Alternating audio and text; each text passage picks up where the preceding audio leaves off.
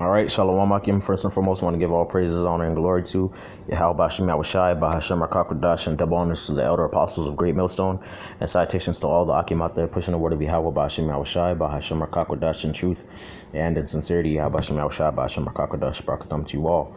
All right, so in this lesson, what this lesson is going to focus on is proving through the scriptures that Esau, Edom, appears in latter-day prophecy. All right, because you got a lot of these Christians out there, who, in an attempt to rebuttal us and what we say concerning Esau being in the latter days, they'll say that the Edomites don't exist, that they were wiped out and so on and so forth. But when you have proper understanding of the scriptures, and you can rightfully divide the word of truth, it becomes apparent that the Edomites are still around in the latter days.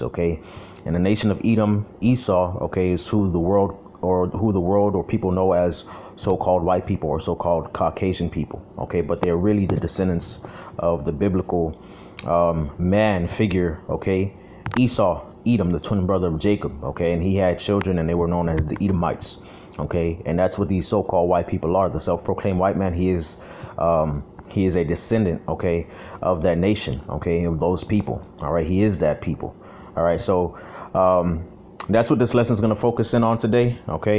Again, just highlighting through the scriptures and proving through the scriptures that the Edomites are still around. And that they and the proof is that they appear in prophecies. Concerning the latter days, and they're alluded to in those prophecies. So without further ado, I'm going to start here at 2 Thessalonians chapter 2, verse 3.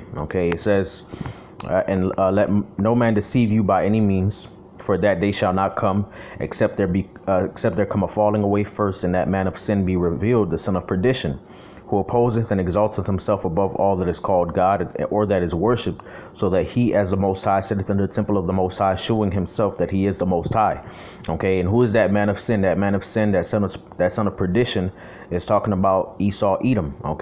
And what Paul is saying is that day, the day of the Lord shall not come, except there come a falling away first, and that man of sin be revealed. What's the falling away? The falling away began, when Jerusalem, Judah, the kingdom, I wouldn't say the kingdom, but the province of Judea fell, to the Romans, during 70 AD, and everything following after, was the falling away, where our people fell away, more so from their heritage, and we ultimately just completely discontinued from our heritage as a nation, and that man of sin is talking about Esau, Edom, he's that wicked, who opposeth and exalteth himself above all that is called God or that is worshipped, so that he as the Most High sitteth in the temple of the Most High, showing himself that he is the Most High.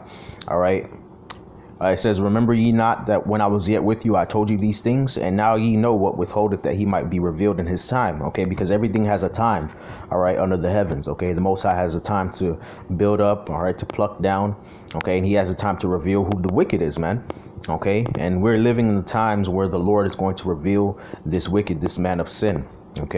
And it says that this is going to take place before the return of who the world ignorantly calls Jesus Christ. So basically in the latter days. Verse 7, it says, for the mystery of iniquity doth already work. Only he who now letteth will let until he be taken out of the way. And then shall that wicked be revealed, whom the Lord shall consume with the spirit of his mouth, and shall destroy with the brightness of his coming. So Paul calls this man of sin, this son of perdition, who exalteth himself and opposes himself above all that is called the Most High, and shews himself that he is the Most High. This mystery of iniquity, he calls this man, the wicked, he calls that man, the wicked, Now, when you go into the scriptures, in Malachi, because remember, Paul said that he believes all the things that were taught by the law and the prophets. So with that in mind, that's how you have to view things in the scriptures, man, especially in the New Testament. You have to view them, from the perspective of Hebrew Israelites, who believed in the law and the prophets, All right, because I mean, the New Testament was written by Israelites. Okay, the whole Bible was written by Israelites. Okay, but more so focusing on the New Testament because I just read 2 Thessalonians. Okay, chapter 2. You have to also view it from that light too, because this is Apostle Paul speaking. Okay, now with that in mind, going to Malachi chapter 1, okay, to prove who the wicked are. Malachi 1:1, it says, the burden of the word of the Lord to Israel by Malachi. I have loved you, saith the Lord. Yet ye say, wherein hast thou loved us? Was not Esau Jacob's brother, saith the Lord? Yet I loved Jacob, and I hated Esau, and laid his mountains and his heritage waste for the dragons of the wilderness. Whereas Edom saith, we are impoverished, but we will return and build the desolate places. Thus saith the Lord of hosts, they shall build, but I will throw down, and they shall call them the border of wickedness, and the people against whom the Lord hath indignation forever. Okay, so the Lord, okay, calls Esau, Edom, the nation that he hates. Okay, he calls them the border of wickedness. Okay, they are the wicked. Okay, all right, that is what Paul is referring to in 2 Thessalonians chapter 2. Okay, the wicked, man. All right, Esau, Edom, wherever they go on planet Earth, all they do is spread wickedness, man. There's no other people more wicked than them. Okay, they are the epitome of wickedness, man. Okay, all right, and that's what they spread. That's what they represent, wickedness and evil. And the Most High created them to be such so that he might pour out his indignation upon them, so that they might be the vessels of his wrath fitted to destruction. Okay, all right, so that's what lets you know right there that Esau, Edom appears, okay, and is prominent in latter-day prophecies, okay, because they're mentioned, okay, they're alluded to in 2 Thessalonians chapter 2. Okay, they are called that wicked. Okay, and Paul said that they were that mystery of iniquity was already working back then. Okay, during the time of the Romans, man. Okay, so he's saying in a roundabout way in code, all right, that the Romans are that wicked, man. Okay, they are also of that wicked. They are also Edomites. Okay, all right. Now, verse 4 is going back to verse 4. What I found interesting, it says, who opposes and exalteth himself above all that is called the Most High, or that is worshipped, so that he as the Most High sitteth in the temple of the Most High, showing himself that he is the Most High. Okay, and what does that remind us of? Okay, Job 9:24. All right, Job 9:24, it says what? The earth is given into the hand of the wicked. He covereth the faces of the judges thereof. If not, where and who is he? Okay.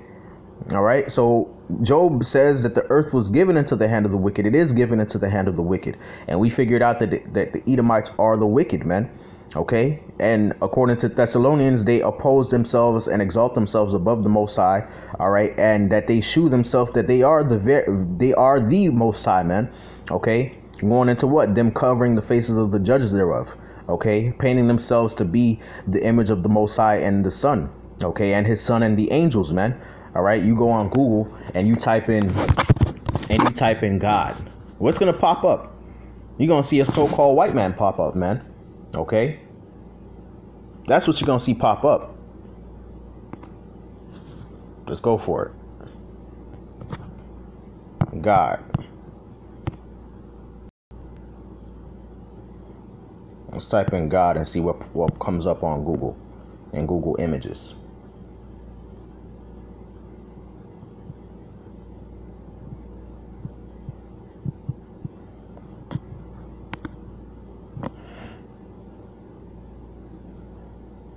There you go. A so-called white man. Okay. And the scriptures say that the people that did this, all right, that painted their images like this, okay, that covered the faces of the judges, all right, the top judges being the Most High and his Son, okay, and the holy angels, okay, and the Israelites. The people that did this, they are the wicked, okay. They are the Edomites, all right.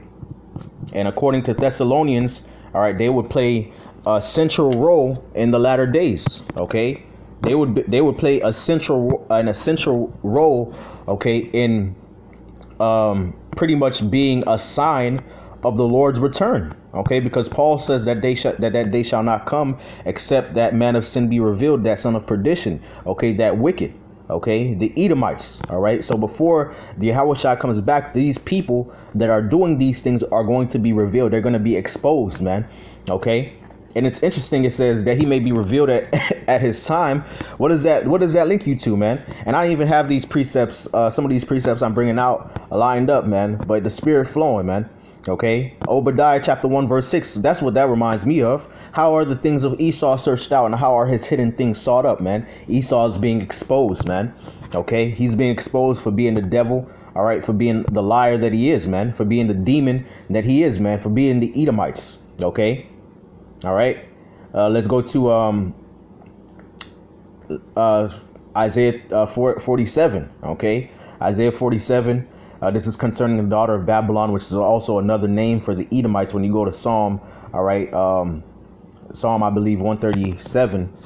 Okay, it calls them the daughter of Babylon. Just want to double check. Okay. It calls the Edomites, okay, the daughter of Babylon. Remember, O Lord, the children of Edom in the day of Jerusalem, who said, raise it, even to the foundation thereof. O daughter of Babylon, who art to be destroyed, happy shall he be that rewardeth thee as thou hast served us. Okay, so the daughter of Babylon is another name for the Edomites. Okay. All right, so concerning the daughter of Babylon, okay, verse 3, it says, thy nakedness shall be uncovered, yea, thy shame shall be seen. I will take vengeance, and I will not meet thee as a man. Okay, so the Lord is exposing these Edomites, man. He's lifting up the skirt on these devils, man. Okay, exposing them for who they truly are, man. Okay, not white, but red Edomites, man. Okay, the devil that the Bible speaks of. Okay, whose coming is after the working of Satan. All right, like it says in the book of Thessalonians. Okay, chapter 2. All right, so Revelation 6 is the next precept I have lined up. Okay, all right, because this also alludes to the fact that the Edomites will be prevalent in the latter days, okay, and that the Lord has a major bone to pick with them, okay, because they're the seat, okay, they're the focus of a lot of the judgments that's going to take place, okay, when the Lord returns. All right, we just read in Thessalonians how the Lord is going to destroy them with the brightness of his coming, okay, and consume him by the spirit of his mouth. All right, so Revelation 6:13, it says, and the stars of heaven shall fall unto the earth. Well, matter of fact, I'll start at verse 12. It says, and I beheld when he had opened the sixth seal, and lo, there was a great earthquake, and the sun became black as sackcloth of hair, and the moon became as blood, and the stars of heaven fell unto the earth, even as a fig tree casteth her untimely figs when she is shaken of a mighty wind. Okay, now this is again the seals representing the judgments being unleashed, okay, upon the earth, okay, prior to the Lord's return. All right, this is in the book of Revelation, which is a book known, all right, for its message about how the Lord is going to return. Okay, how the Lord is going to reveal himself in the latter days and the things preceding, you know, his return. Okay, all right, so this is concerning the latter days. All right, keep that in mind. Okay, and it says, and the heaven departed as a scroll when it is rolled together, and every mountain and every island were moved out of their places. Okay. All right, and it says, and the kings of the earth, and the great men, and the rich men, and the chief captains, and the mighty men, and every bondman, and every free man hid themselves in the dens and in the rocks of the mountains, and said to the mountains and to the rocks, fall on us, and hide us from the face of him that sitteth on the throne, and from the wrath of the Lamb, for the great day of his wrath is come, and who shall be able to stand? Okay, now this is an allusion to a prophecy in the Old Testament. Okay, and what prophecy is that? Okay, well, actually a couple prophecies, but the one I want to focus on is the one concerning how the heavens shall be rolled together as a scroll. Okay, and the stars shall fall from heaven unto the earth. Okay, as a fig tree casteth her untimely figs, when it is shaken of a mighty wind. Okay, and again, how do you know it's talking about the latter days? All right, besides the fact that it's in the book of Revelation, obviously. Okay, it says the sun shall be black as sackcloth of hair, and the moon shall be as blood. Okay, which that appears often, okay, in the prophetic scriptures concerning the latter days, how the Lord is going to cause solar and lunar eclipses, okay, and the like. Okay, so now going concerning the Revelations, when it talks about the heaven shall be rolled together as a scroll, okay, and the stars shall fall from heaven. This is the prophecy that it's alluding to. Okay, this is Isaiah 34. Okay, and 4. It says, and all the hosts of heaven shall be dissolved, and the heavens shall be rolled together as a scroll, and all their hosts shall fall down as a leaf falleth off from the vine, and as a falling fig from the fig tree. For my sword shall be bathed in heaven. Behold, it shall come down upon Idumea and upon the people of my curse to judgment. Okay, and what's that talking about? That's talking about the nukes, the missiles, man. Okay, that's the Lord's sword that he's going to have pass through the heavens and come down upon Idumea. Okay, all right, and it's going to, and the detonation is going to cause the heavens to roll together as a scroll. Okay, all right, and the Lord's going to bring that to pass, all right, upon the Edomites, okay, as judgment upon them, okay, for all that they've done to the earth, okay, to the people of the earth, and chiefly the Lord's people, the Israelites. Okay, let's get I want to look up mushroom cloud just to give a visual. Mushroom cloud.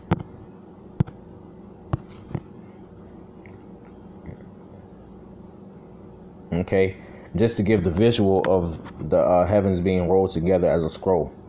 Okay, all right. Perfect. There you go. That's one visual. Okay.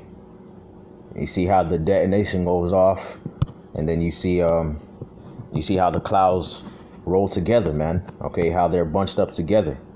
All right. That's another good visual. Okay. That's another one. All right. So that's what it's talking about. It's talking about the missiles, man.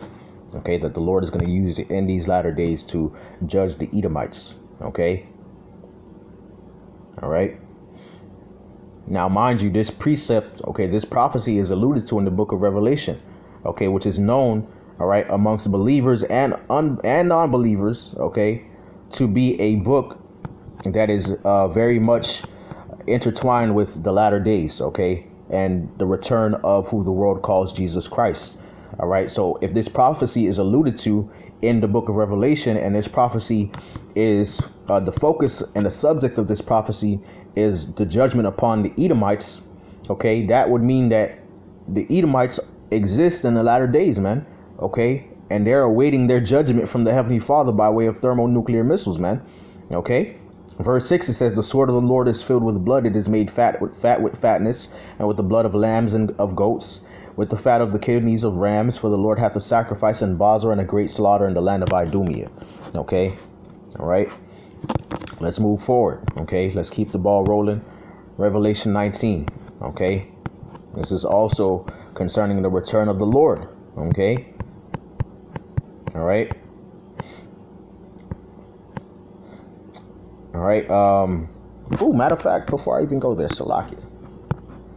It is the day of the Lord's vengeance. Let's go to Isaiah 34 again.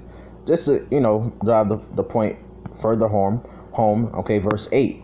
Isaiah 34 and 8. It says, for it is the day of the Lord's vengeance, and the year of recompenses for the controversy of Zion. Okay, so the day of the Lord, okay, and is a day of vengeance. All right. And in that day of the Lord's vengeance for the controversy of Zion, he's going to be judging the Edomites, man. So during the day of the Lord, the Edomites going to be here, okay, which is Esau. Edom is a so-called white man, okay, all right, and he's going to be getting his ass judged, man, okay, by the missiles and by the fire of the Lord, man, okay, all right. Let's go to Revelation, back to Revelation, all right. Revelation 19 and 11. Okay, and it says, and I saw heaven open, and behold, a white horse, and him that sat upon him was called Faithful and True, and in righteousness he doth judge and make war. And that's talking about Yahweh Shai, okay, coming back on a white horse, which that's figurative of the righteousness and the speed and the power and authority that he's coming back with, okay, to judge the earth. Verse 12, it says, his eyes were as a flame of fire, and on his head were many crowns, and he had a name written that no man knew but he himself, and he was clothed in a vesture dipped in blood, and his name is called the Word of the Most High. And the armies which were in heaven followed him upon white horses, clothed in fine linen, white and clean. Okay, so the Lord's coming back to wage war, man. Why does he have armies, man? Okay. All right, verse 15. It says, and out of his mouth goeth a sharp sword, that with it he should smite the nations, and he shall rule them with a rod of iron, and he treadeth the winepress of the fierceness and wrath of Almighty God. And he hath on his vesture and on his thigh a name written, King of Kings and Lord of Lords. Okay, Now, verse 15 is an allusion to a prophecy in Isaiah. Okay, he treadeth the winepress. Okay, all right, Yahushua is coming to tread the winepress.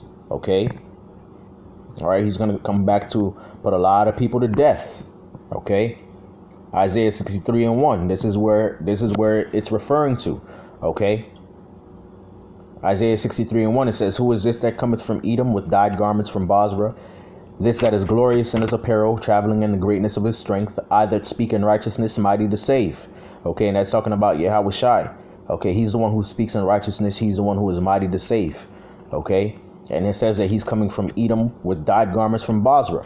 Okay, and it's going to let you know why he's described that way. Okay, verse 2, it says, "Wherefore art thou red in thine apparel, and thy garments like him that treadeth in the wine fat?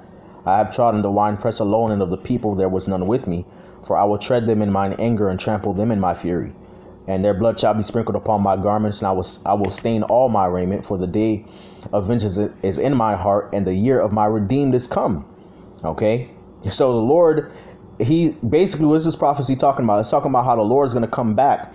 Okay, and he's likening, okay, the Edomites to a wine press of grapes that he's about to tread. Okay, in his anger and his fury, man. Okay, and it's going to be so much death and bloodshed that the Lord executes upon Edom.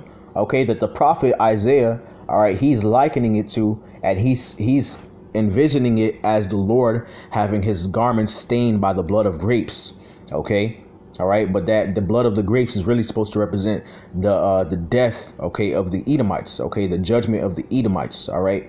The Lord is likening the Edomites to grapes that he's about to tread, okay, that he's about to crush underneath his feet, all right, in his fury, all right. Now, does that mean that Yahushua is literally going to have blood all over him?